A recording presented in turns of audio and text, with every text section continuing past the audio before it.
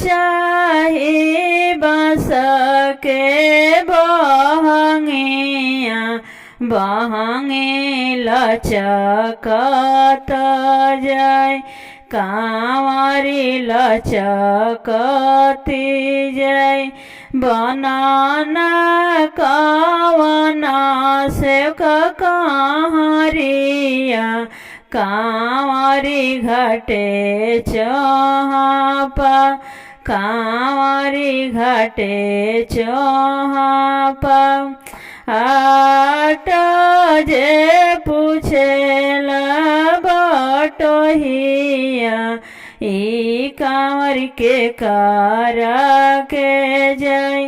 ई बहंगी के कारा के जाय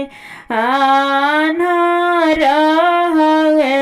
रे बटोहिया तोरा कुछु ना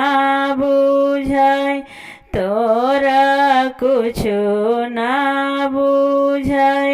हमारो छठिया मैया रघिया ई कांवर छठी मैया के जाय ई बहंगी छठी मैया के जाय अमा कोइली छठिया हो बरतिया ई बहंगी छठी मैया के जाय ई बहंगी छठी मैया के